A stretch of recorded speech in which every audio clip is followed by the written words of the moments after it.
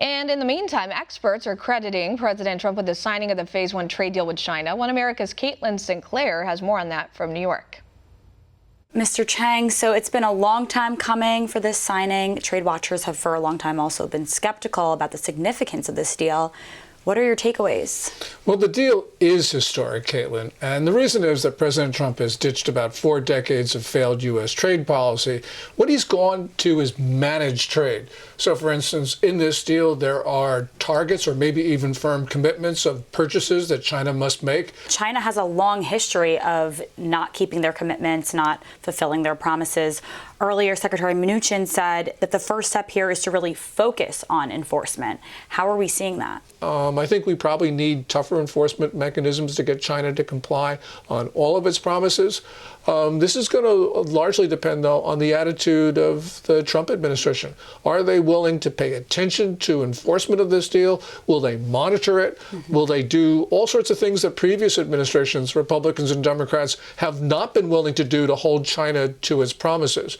So, President Trump's a very different type of president. That at least is a start, because that's a precondition to success. It's not necessarily sufficient to be successful, but he is on the right road, and I like that. As part of Phase 1, those close to the deal have said that China has pledged to give U.S. companies greater access to its financial service sectors, so banking and securities. So although this deal does not include cybersecurity, what is the significance of the financial service sector? Well, China right now is going through a very difficult period. We're seeing borrowers default, and the Chinese central bank right now, I think, is in a very hard position. They don't know exactly what to do. So this is the last thing that an American company should be doing, is lending more money to Chinese companies at a time of severe financial distress. If we're going to get to a Phase 2 deal that's acceptable, I think it's only because President Trump is going to be increasing tariffs, and he's going to be imposing other costs on China that really turn up the heat. So that's a hard, arduous process. I don't expect a Phase 2 deal for a very long time, if ever. I'm sort of betting it's not going to ever come to pass. This is going to be absolutely fascinating to watch, though.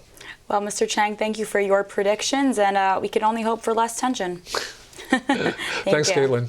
Want to see more videos like this? Click on the link below and subscribe to One America News on YouTube, and call your cable provider and kindly demand that One America News is added to your lineup. Call and subscribe today.